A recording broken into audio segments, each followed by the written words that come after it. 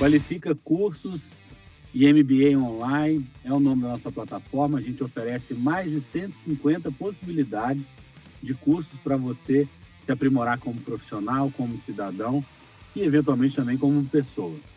E, além disso, a gente oferece o MBA Online, o MBA em que eu sou coordenador e professor, o MBA em Liderança para o Futuro. Pessoal, hoje eu estou aqui com uma das pessoas que talvez eu conheça há pelo menos uns 15 anos na inovação e é um dos profissionais que eu mais respeito quando se fala em criatividade, empreendedorismo, design thinking. Esse é o cara. E se vocês estão no LinkedIn, muitos que me seguem no LinkedIn estão ali comigo, talvez já devam ter ouvido falar do Paulo Imediato e do seu Marmitex. Então, Paulo, muito bem-vindo e muito obrigado por aceitar a gente bater esse papo sobre esses e tantos outros assuntos que a gente vai fazer hoje, cara. Fala, Rafão. Cara, é um super prazer estar aqui com você. Primeiro, eu quero te agradecer demais pela generosidade das palavras. Assim. Acho que você me coloca num lugar que eu espero conseguir atender o mínimo da expectativa das pessoas quando você faz essa introdução, né? Fica um lugar meio difícil. Mas o que acontece nessa jornada, que a gente já se conhece há muitos anos, é que muito do que a gente faz hoje, muito do que a gente é hoje, é resultado de um repertório de experiências de quem começou isso 10 anos atrás, 12 anos atrás. Então, só quer dizer que a gente acumulou um pouco mais de tentativa e erro, né, nesse repertório para construir e pensar o mundo do trabalho hoje, os contextos das organizações, soluções em estratégia e formas de aprendizado e relações e por aí vai. Gente, eu vou falar um pouquinho do currículo do Paulo, né? Mas que já está há 8 anos, né? Mais de 8 anos e meio, né, no Design Thinkers Group Brasil, com trabalhos em diversas empresas, né? Mas também mentor de negócios no Founder Institute, foi head de comunicação e cultura na época, na Fundep, né, ligada à fundação ligada ao FMG, head de comunicação no governo de Minas, eu não sei se ainda existe, né, antiga secretaria, escritório de prioridades estratégicas, que acho que foi quando a gente se conheceu ali muito na pauta do empreendedorismo. Então, assim, o Paulo tem uma experiência internacional gigantesca.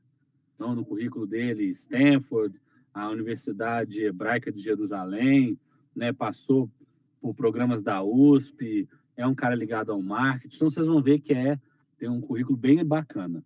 E também, gente, o Paulo é uma das pessoas com talvez do senso crítico mais apurado que eu conheço, e ele costuma não ficar, né, assim, fazendo muitas voltas quando ele precisa trazer uma coisa de forma bem crítica. Então, quem conhece o Paulo o respeita por esse posicionamento.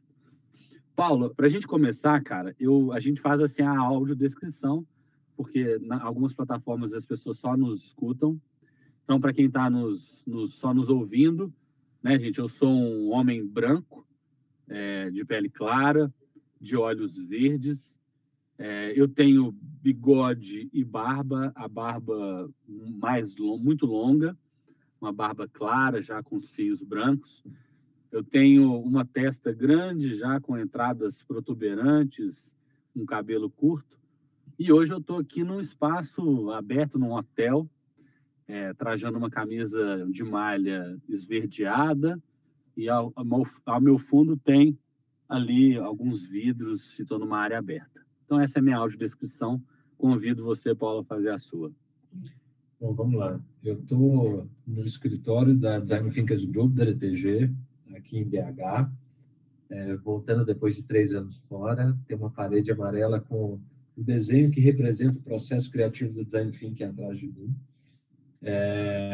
Sou um homem branco, porém não de pele tão clara, com o cabelo e a barba mais branca do que eu gostaria, principalmente nos últimos tempos, e um óculos transparente, que geralmente eu troco de óculos com alguma frequência. Hoje ele está transparente. E é isso. Legal. Paulo, eu queria começar a nossa conversa, cara, muitas empresas, né, muitas companhias, elas, de alguma maneira, elas tentam trazer ferramentas técnicas e métodos prontos para poder fazer os seus processos de transformação. E eu conheci você, né, sempre muito ligado à questão, como eu disse, da criatividade, do design thinking.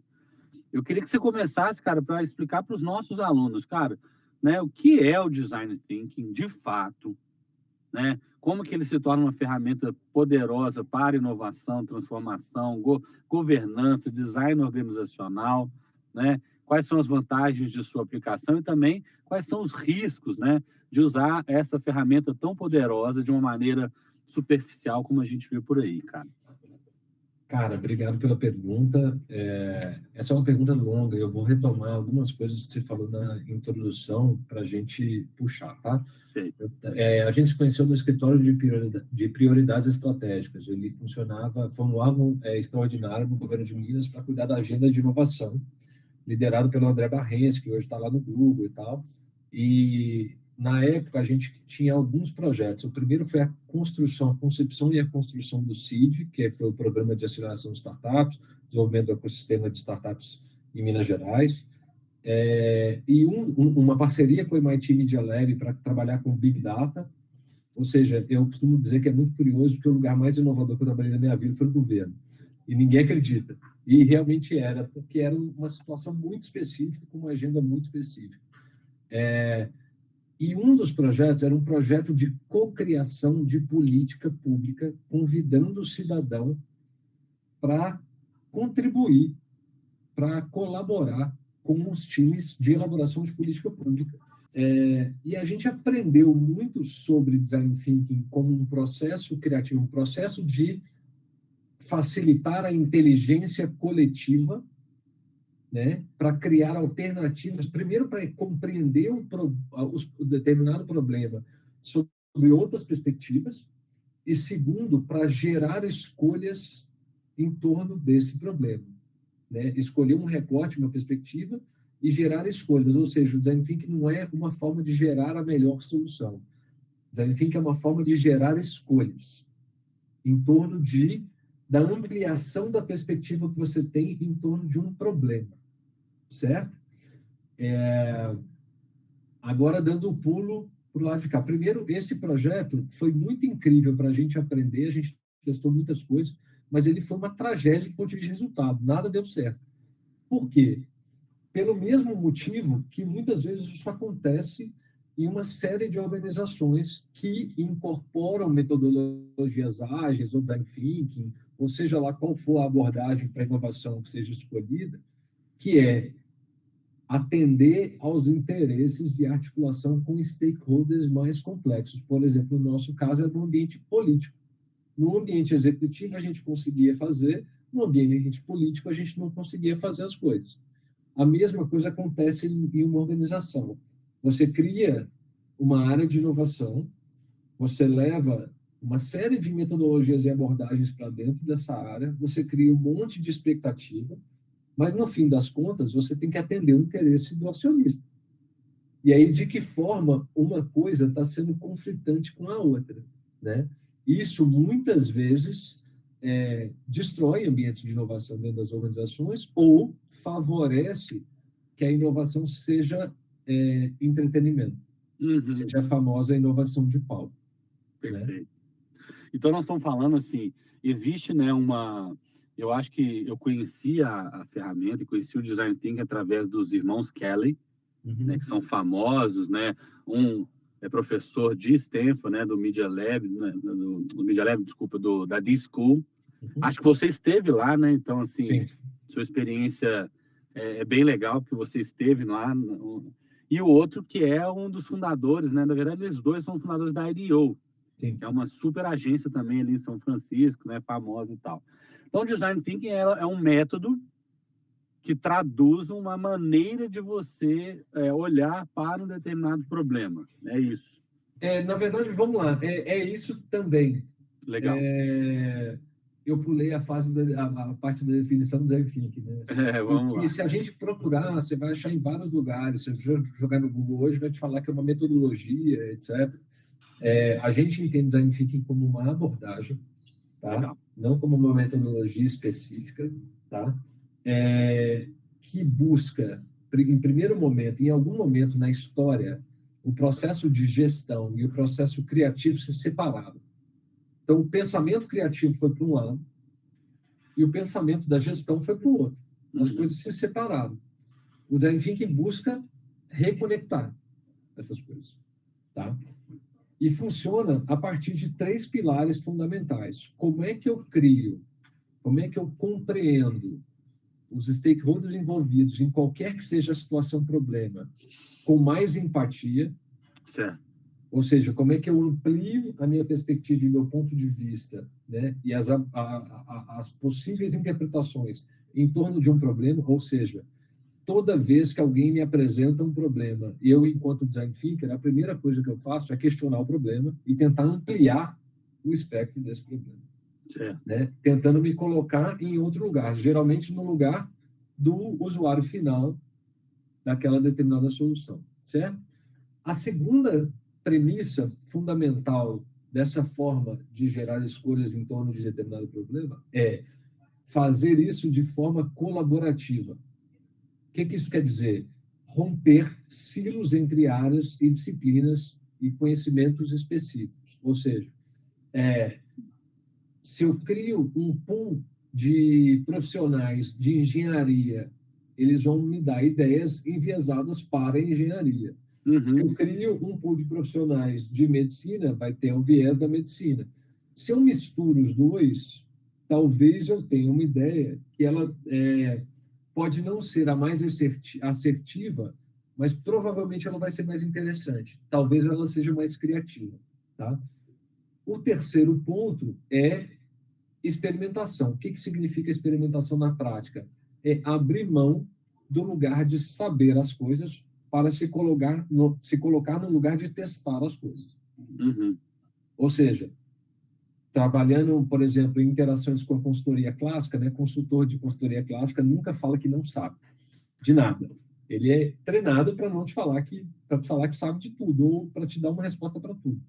E muito do que a gente faz qual que é o resultado esperado para determinado projeto? A gente fala, não sei. A gente vai testar algumas alternativas e a gente vai descobrir e aprender com elas. A gente vai testar aleatoriamente, queimar a caixa e ficar brincando de experimentar alternativas? Não necessariamente. A gente vai criar um processo estruturado para aprender com essas tentativas, de forma que isso me permita abrir mão da inovação. Consegui ser mais claro agora? Claro. Eu estou falando aqui para a nossa audiência, acho que é muito interessante, por quê? Porque se você olhar, né, não só na nossa plataforma, como em várias outras, sempre tem ali um curso de Design Thinking, né, na verdade é um toolbox, né, umas ferramentinhas que você usa, e quando você fala de uma abordagem em que você tenta trazer a dimensão da empatia, você conversa com os stakeholders, você experimenta, ela é mais aberta do que a maioria das empresas gostaria que fosse, né? As empresas querem soluções muito mais prontas e etc. A gente está falando aí, Rafa, de um paradigma que é diferente para o mundo dos negócios, que é o seguinte. No primeiro momento, o paradigma do mundo dos negócios era voltado para o produto, ou seja, a habilidade de determinados profissionais para produzir algo que era desejável e aí, a partir daí, você gera valor, certo? No segundo momento, o paradigma foi o do processo, ou seja, revolução industrial. Eu saio do olhar do produto e vou para o olhar do processo. Então, como é que eu organizo o processo em escala para, né, assim, compartimentalizar o trabalho, fazer com que aquilo seja menos complexo enquanto atividade específica e produzir em maior escala com menor custo. A terceiro paradigma é o paradigma aí, vamos dizer, dos anos 80 para cá, que é o das finanças. Eu não olho para o produto, eu não olho para o processo, eu olho para o valor da ação. a variação do valor da ação. O que o Design Thinking propõe é o que a gente chama de Human Centered Design, ou design centrado no ser humano, que é, eu não olho necessariamente para o produto, nem para o processo, nem para as finanças, eu olho para as pessoas que estão envolvidas. Eu olho para quem é o cliente, eu olho para quem são os meus... Não é só o cliente que conta, né? Eu tenho toda uma complexidade de stakeholders aí nesse caminho, mas eu olho para o humano. Quando eu olho para o humano, eu entendo a complexidade, ou eu tento processar a complexidade de um ser humano, ou seja, eu estou olhando para um produto de processo. E esse é o grande pulo do gato. Essa historinha que eu te falei agora não está em nenhum curso de Design Thinking. Essa interpretação das coisas. Mas é uma interpretação que ela acontece ao longo do tempo, quando você vê aquilo sendo implementado muitas vezes e entende por que funciona e por que não funciona. Então, quando uma organização ela consegue trocar o paradigma para chegar mais perto de uma abordagem centrada no ser humano, ela chega mais perto da inovação e o design thinking faz mais sentido para ela. Entendi. Mas é uma pergunta que eu vou te fazer, que é uma pergunta provocadora, é assim, olhando nos últimos 10, 15 anos para o ser humano, cara, o que você está extraindo de lição sobre a humanidade? Eu tenho a sensação, Paulo, assim, que nós estamos nos tornando menos abertos, nós estamos nos tornando mais tacanhos, mais buscando polos para nos ancorar e menos lidando na sutileza, mas isso obviamente também está no nosso contexto atual.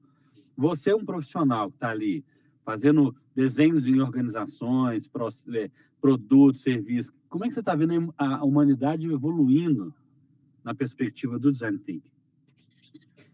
Essa pergunta é difícil, né? É lógico. Eu estou pensando um pouquinho sobre ela, não esperava uma pergunta fácil, não, mas eu estou pensando um pouquinho sobre ela na medida que eu te respondo. Eu acho que a gente vive movimentos de contração e expansão como qualquer coisa viva no universo, né? E eu acho que a gente está vivendo um momento de contração que vem de uma série de incertezas. Significa, o mundo que a gente vivia não existe mais, o mundo que a gente vai viver ainda não existe, a gente está num momento de contração, de passar por esse caminho. E quando a gente se sente ameaçado, a gente tende a querer voltar para trás. A gente tende a querer se ater àquilo que a gente conhece, ao que a gente tem controle. Então, assim como qualquer grande transição na vida, né? Assim, a gente pode olhar para casulo e borboleta, a gente pode olhar para o nascimento de um ser humano, quando deixa o útero e sai para o mundo. Tem um exercício ali, tem um movimento que é mais complexo. A gente está nessa hora, eu acho. Que já aconteceu em vários momentos da história, né? O novo ainda não está claro e o velho nos assombra. Então, quando a gente olha para um mundo que a gente tem mais dificuldade de entender, que ele se torna mais complexo, a maior parte das pessoas, você entende de neurociência, você sabe disso, volta para as conexões que são familiares. As pessoas querem poupar energia, então elas tentam retrair e controlar e segurar. Né? Então, eu vejo isso acontecendo do ponto de vista global. Eu tive agora vivendo em 11 lugares diferentes como nômade digital, trabalhando remotamente. E o que a gente está vivendo aqui, a gente está vivendo no mundo inteiro. Em escalas diferentes, em graus diferentes, em ameaças diferentes. Mas a gente está vivendo no mundo inteiro. E a sensação que eu tenho ainda é essa. E o que me espanta é que a gente, por mais que tenha desafios que sejam tão comuns enquanto seres humanos, inclusive em sociedade de consumo, enquanto negócios, enquanto tecnologia, etc., a gente está muito menos integrado do que a gente imagina. Muito menos integrado do que a gente imagina. Talvez a gente pudesse fazer isso melhor. Um dos problemas em relação a isso, que é um problema que acontece muito nas organizações, é o quê? Quando eu sou pressionado a fazer uma mudança ou a trilhar um caminho para o futuro, e obviamente eu não me sinto seguro, porque é algo que eu não conheço e que eu nunca fiz, o que eu tendo a fazer é enfiar um caminhão de dinheiro em tecnologia. Certo. E aí, o Tristan Harris, que é o cara que liderou o Dilema das Redes, ele fala muito que hoje a gente tem a tecnologia dos deuses, mas a gente não tem a sabedoria para lidar com essa tecnologia. É um dos caras que eu mais gosto assim, de ouvir falar, porque ele é um cara que ele é menos acadêmico, menos elaborado, ele é muito simples, assim, qualquer pessoa entende a abordagem que ele traz, e eu acho que é isso, eu acho que é muito mais fácil a gente pegar o antigo gerente de TI e transformar em Transformation Manager, dar para ele um caminhão de dinheiro, com um monte de plataforma, e o cara falar assim, eu estou inovando porque eu estou fazendo isso. Uhum. Mas ele não me explica por quê, ele não me explica como é que isso melhora a vida das pessoas, né? Então, basicamente, a gente tem um viés que tende a ser mais prático dentro das organizações. A gente sente muito isso em muitas organizações. Ao mesmo tempo, outras têm muita vontade de mudar e de fazer transição. E, por incrível que pareça, os negócios mais tradicionais são os que têm mais apetite para mudança. Uhum. Então, por exemplo, a gente trabalhou muito em construção civil, que é um setor super tradicional. A gente trabalhou com negócios que têm uma natureza bem conservadora. Esses negócios têm mais apetite para mudança do que negócios nativos digitais, por exemplo. Certo. Que já partem da premissa que eu já sou a inovação, eu não preciso me reinventar, que não é verdade. Uhum. Eu estou falando disso, mas a gente, como conterrâneos de Belo Horizonte, a gente sabe, por exemplo, da construção do Mining Hub, né, por exemplo, que é um hub centrado em empresas de mineração. Mineração é uma coisa super tradicional e que, num determinado momento, experimentaram. Eu estou aqui hoje, estou aqui num evento, né, e participo de indústrias agro, né, assim, indústria do açúcar, do álcool, gente de plantação de milho, também trabalhando em inovação. E a gente circula muito nos ambientes, né, de startups e de empresas de base tecnológica, e a gente sente isso. Mas tem uma coisa na sua fala, Paulo, que assim, que eu queria talvez destacar. Você falou, olha, nós estamos vivendo num momento de contração. Nós estamos vivendo num momento, inclusive, que as pessoas estão buscando nas suas certezas estar no lugar enquanto esse novo não se configura. Ao mesmo tempo, você falou de criatividade, né? Criatividade é uma ferramenta que pode libertar a gente desse momento. Então, na hora que a gente está falando de contração, na hora que a gente está falando de hábitos, na hora que a gente está falando desse paradigma de voltar ao passado, essa é a hora que a gente mais precisa de criatividade, enquanto sociedade, enquanto empresa. Acho que sim, e é curioso porque a criatividade foi colocada num lugar marginalizado, né? Então, assim, eu trabalhei em muitas organizações que, tipo assim, eu ia fazer a minha apresentação, eu vim de uma história de comunicação e marketing, e aí depois eu fiz a transição para inovação e cultura, etc. E aí sempre houve aquela história assim, vamos fazer reunião aqui com a turma do marketing, da comunicação ou da inovação, e aí assim, agora a gente vai falar de coisa séria, aí troca com os engenheiros, né? E aí, ou para a turma da finanças. E eu não acredito muito nisso, não. Eu acredito muito... Rafael, tem uma coisa que é o seguinte, o novo sempre vem. O novo sempre vem. É inevitável. O que pode acontecer, ele tem mais ou menos resistência, tem mais ou menos fricção nesse processo. Mas ele sempre vai vir. Sempre vai predominar. A gente tem que ver quanto tempo ele vai levar para fazer isso.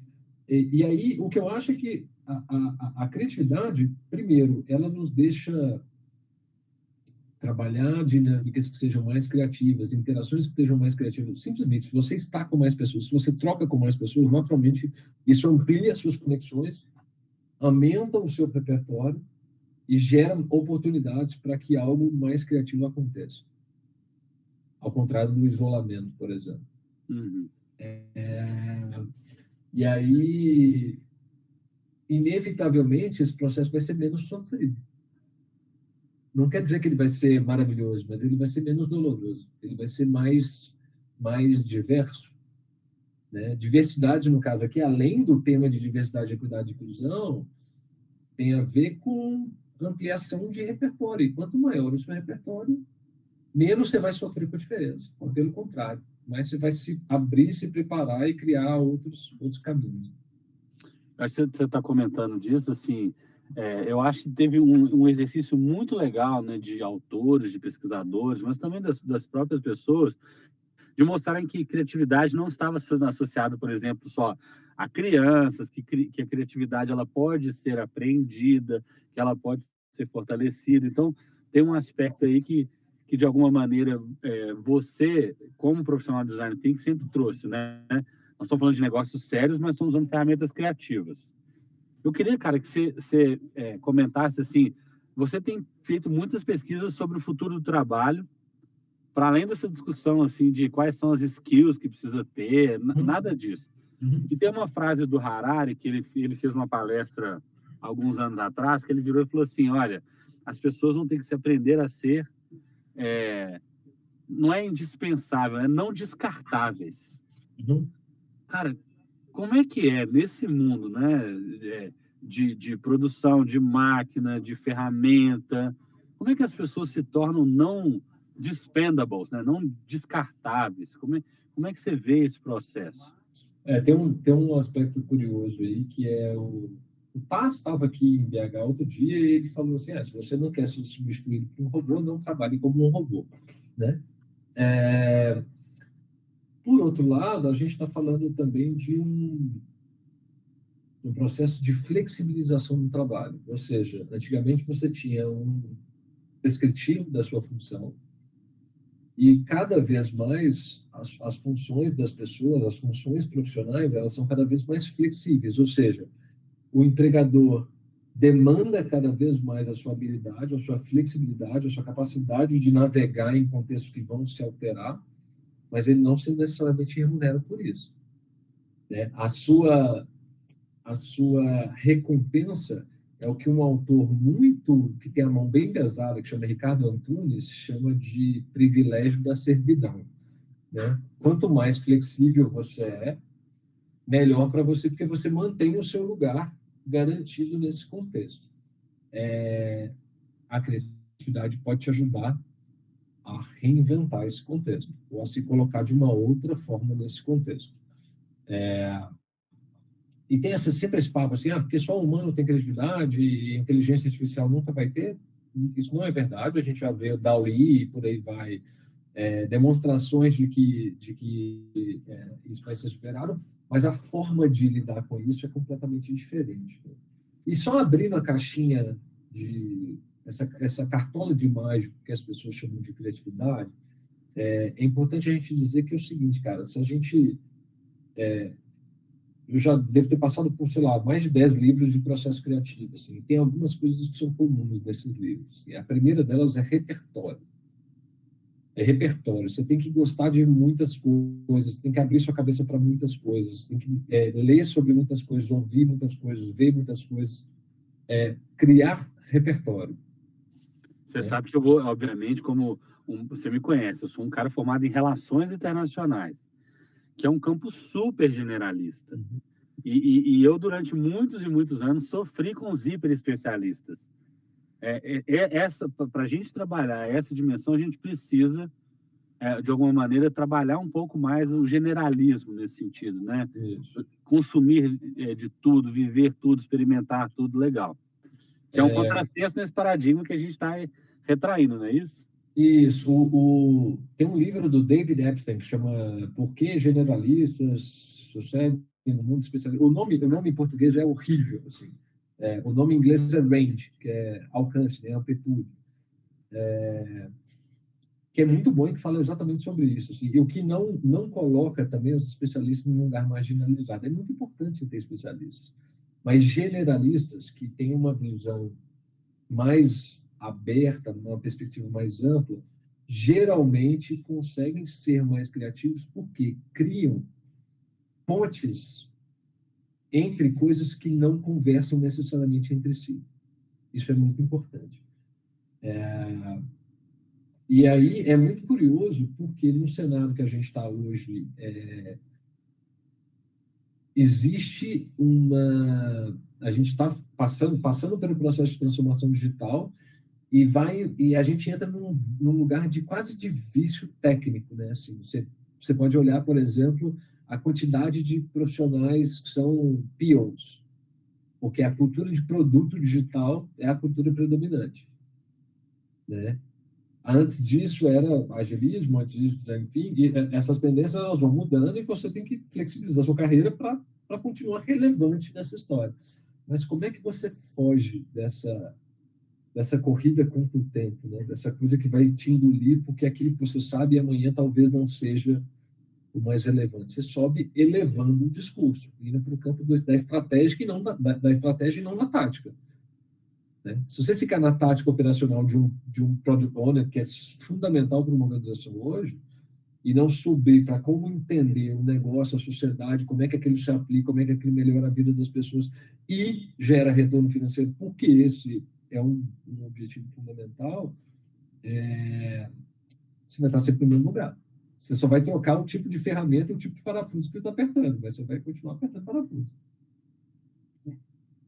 Legal você comentar isso, né? Assim, então, a gente está falando você falou de repertório, ou seja, o tanto que isso é relevante. Então, quando a gente vai trabalhar com equipes, inclusive na construção de solução, quanto mais diversa for, é melhor. Você ultrapassa limites disciplinares, né? Acho que esse é um ponto que vocês fazem muito diretamente. Você pode, assim, o pessoal do marketing é desse jeito, o pessoal da engenharia, produto é isso. Como é que vocês trabalham isso, cara? Assim, porque se você está falando que é centrado no ser humano, como é que é a gestão da humanidade no processo de criar uma solução para uma empresa? Eu queria te ouvir disso. Você, né, os seus sócios, vocês fazem esse processo há muito tempo. É mais gestão da vaidade ou das inseguranças? É mais uma gestão psicológica das pessoas do que, de fato, aplicar uma ferramenta? Como é que você vê esse seu processo? São quase 3 perguntas em uma, porque assim, a gestão das vaidades, etc., isso é uma coisa que está intrínseco no mundo dos negócios. Assim, a gente já viveu situações de empresas que têm interesses conflitantes dentro da organização, empresas gigantes, assim, com 2 diretorias fazendo o mesmo projeto espelhado, porque tem executivos que são rivais, e aí coisas desse tipo. A forma como a gente trabalha muitas vezes é um contrassenso para a cultura organizacional estabelecida, então a gente meio que vira uma bolha ali dentro. E a gente tem que medir muito a capacidade. É como se eu fosse um personal trainer ou um fisioterapeuta. Estou longe de ser um personal trainer ou um fisioterapeuta, mas assim, porque se a gente esticar muito um alongamento ou aumentar muito a carga de peso, a organização não dá conta, o executivo não dá conta, a liderança não dá conta, e aí eu perco o cliente, e a gente já perdeu alguns, porque a gente esperava que a abertura para a inovação fosse maior do que aquele ambiente organizacional dava conta de seguir. A gente tem calibrado muito essa expectativa, assim, de entender que, essa organização dá conta de vir até aqui. Hoje. Amanhã ela pode dar conta de dar de 1 centímetro a mais, 2 centímetros a mais? Sim. Mas tem algumas coisas, a minha resposta está super genérica, mas assim, tem algumas coisas que fazem muita diferença quando a gente entra numa organização. Por exemplo, a gente, por premissa, não trabalha problemas setoriais. Por exemplo, o RH me procura para olhar para o processo de recrutamento e seleção, jornada de experiência de colaboradores do RH. A primeira coisa que a gente faz é, vamos montar um grupo disciplinar?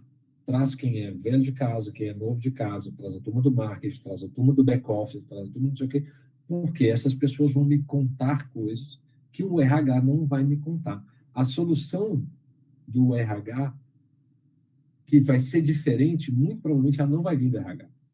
Ela vai vir de uma interface intersetorial aí que vai cruzar essa história.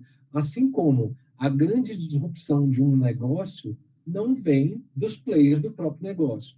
Ela vem de um player que vai atravessar esse negócio com uma outra expertise, uma outra proposta de valor, etc., que é percebido pelo cliente como mais relevante e que acaba com todo um setor, por exemplo.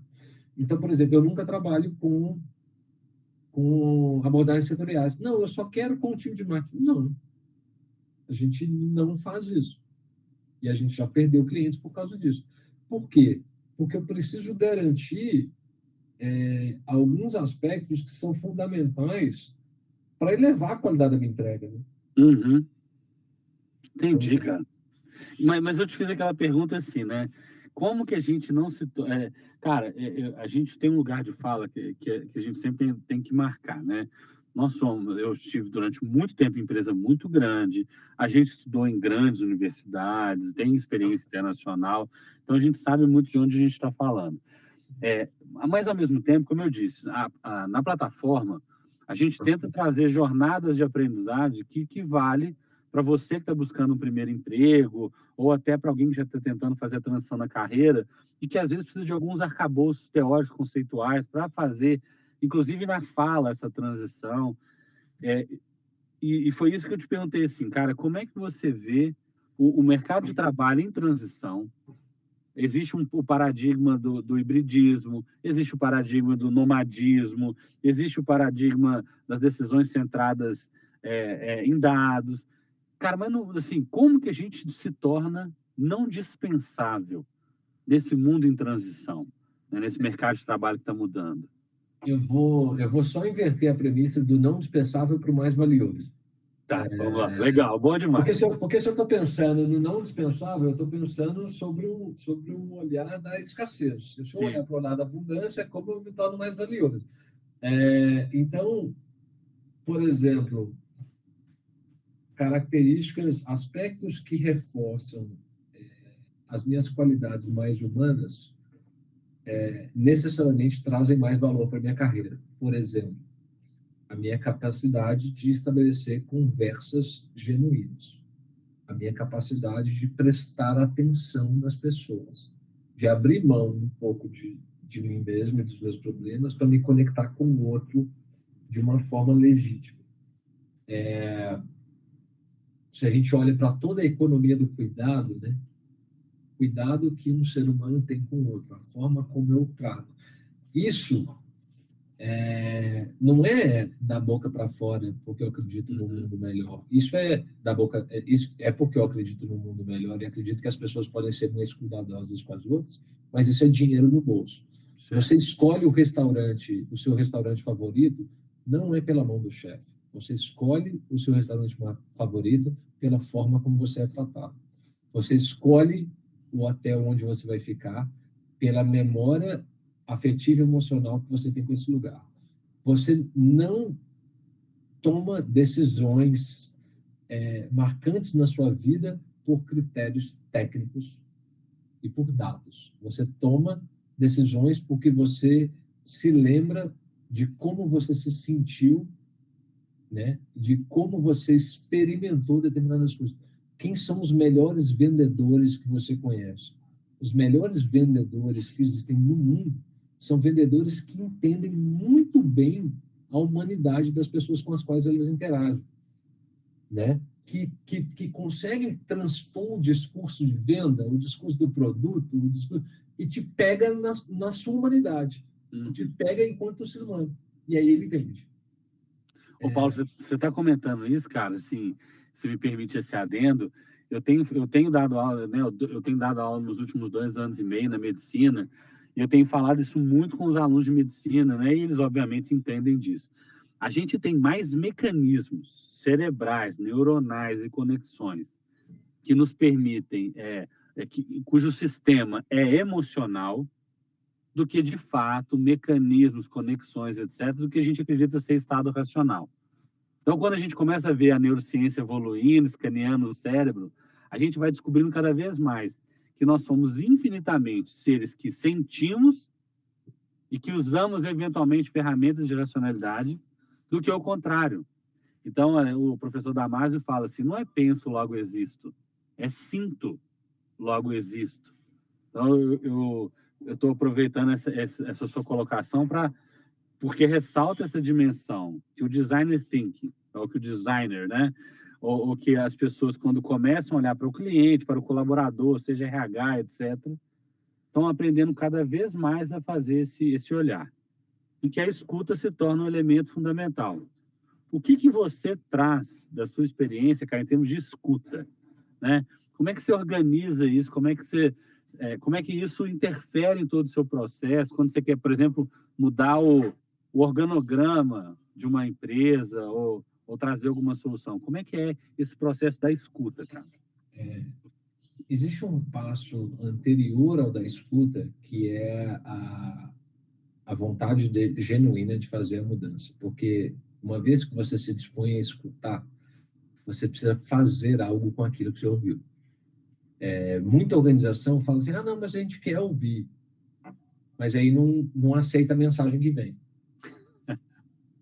Sabe? Não, ou tenta justificar o recado que veio do cliente ou do colaborador, etc.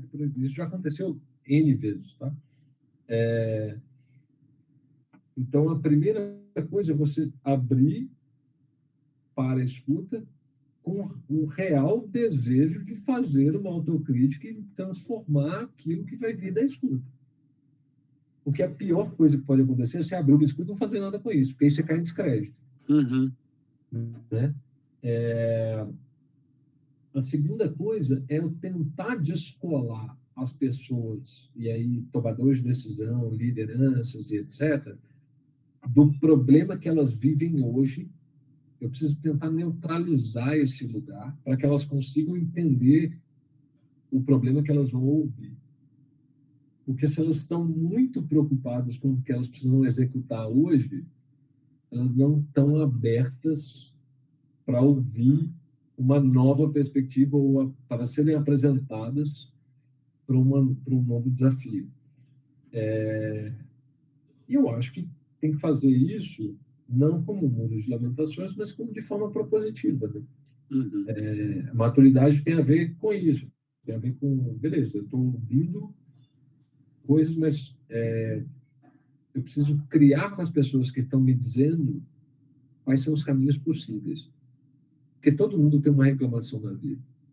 Mas muitas das pessoas, se você falar assim, beleza, o que a gente pode fazer junto aqui para resolver? Eu nem quero, eu quero só reclamar. Entendi. Sabe? A insatisfação é um elemento que ele é fundamental e ele tem que ser muito cuidado, mas que ele vai estar sempre lá. Uhum. Paulo, assim, talvez, né, a gente já conversou sobre isso em outras circunstâncias. Você está falando de aumentar repertório e tal, e obviamente você é uma pessoa que tem o seu Marmitex, né? Conta para o pessoal o que é. Você fala de muita coisa, né? Obviamente tem ali uma editoria, tem uma curadoria e tudo mais. Mas eu queria que você comentasse um pouco, cara, porque a gente já teve essa conversa em outro momento, sobre assim, educação formal e educação informal. E qual é o papel da educação na sua trajetória profissional e pessoal? Queria que você comentasse isso. Nós estamos numa plataforma de educação, a gente fala sempre com educadores. Então, voltando, cara, educação formal, educação informal, o que isso afeta na sua trajetória pessoal e profissional? Vamos lá. A gente trabalhou junto numa iniciativa de educação, né? Eu acho que a educação formal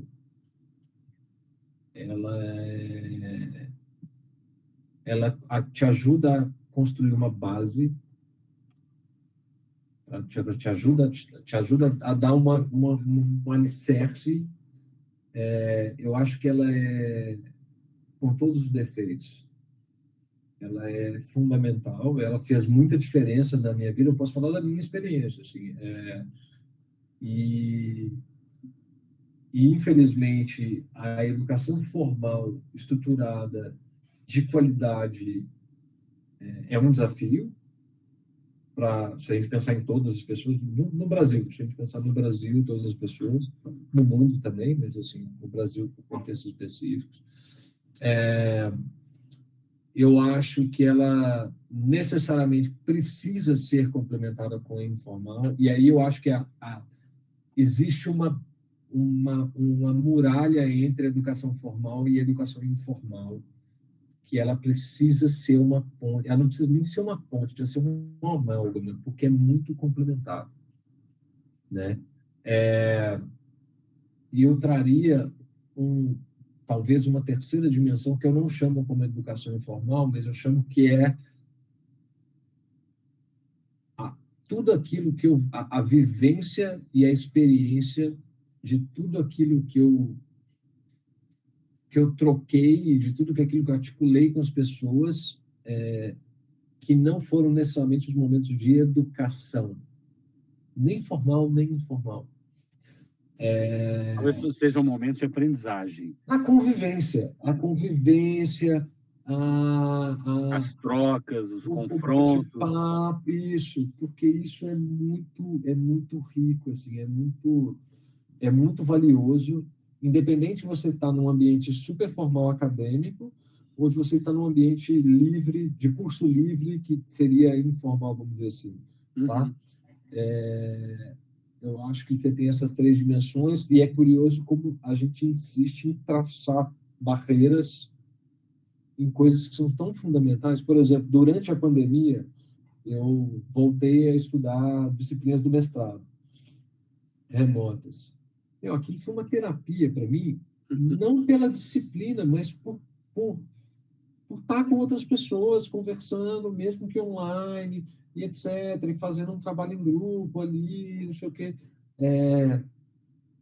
Foi muito importante, porque me tirou do pensamento obsessivo que a gente estava assim, de, o que vai acontecer nessa pandemia? E a minha empresa? E o meu cliente? Não sei o quê. Foi super importante. Teve um papel terapêutico. Certo. Por exemplo. Sabe? Mas você sabe uma coisa que a gente tem enfrentado, Paulo, que é assim, as universidades, né, você sabe que eu sou um professor universitário, e as universidades viveram esses 2 anos e meio de pandemia com muita dificuldade. Colocar os alunos acostumados com o modelo offline, no online, professores que não são preparados para aquilo. Então, foram 2 anos que a educação formal sofreu muito. Em compensação, a minha plataforma, que são cursos livres, gamificados, não sei o quê, foram os melhores 2 anos e meio da sua história inteira como startup. E agora, né, que passada a pandemia, e que muitas das pessoas falavam assim, olha, eu não quero saber de online, eu estou cansado, eu estou exausto de tela. Tem sido um desafio, né? Passar esse pêndulo, assim, até uma certa rejeição. A gente falou, tem uma síndrome que os psicólogos estão trazendo, que é assim, a pessoa não quer mais estudar pelo celular, pelo computador, porque ela meio que ativa uma memória do período pandêmico. Então, a gente sabe que, como startup, que a gente vai passar por esse pêndulo, né? Assim, de muita aceitação a muita rejeição até chegar num caminho. Eu acho legal você comentar isso, né? Assim, porque eu imagino que a natureza do seu trabalho pressupõe muita troca e muita interação, né? E que ter vivido nesse ambiente online trouxe desafios. E eu queria te ouvir, Paulo, assim, cara, como profissional, na verdade, como pessoa, assim, cara, quais são os valores que você carrega para a sua vida, para o seu trabalho, assim, cara? Porque se nós estamos falando de robô vai resolver uma porrada de coisa, outras tantas coisas são automatizadas, cara, o que você carrega como valor, velho? Bom, tinha que ser uma pergunta super... Mas, assim, eu estou pensando... Eu estou fazendo uma onda aqui enquanto eu penso.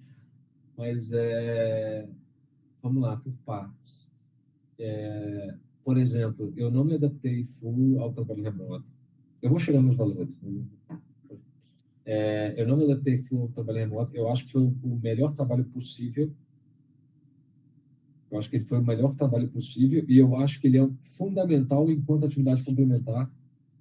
Eu acho que é um ambiente que te favorece e que te proporciona, por exemplo, nos nossos cursos, pela primeira vez a gente teve gente do Brasil inteiro, que era remoto, e aí é legal pra caramba. Eu não vejo só uma coisa e só a outra. Eu sou meio contra discursos radicais demais, assim, tipo, vai ser tudo full, assim, então, cara, a gente pode ampliar isso, né? Fazer presencial, fazer remoto, fazer isso, fazer aquilo, etc.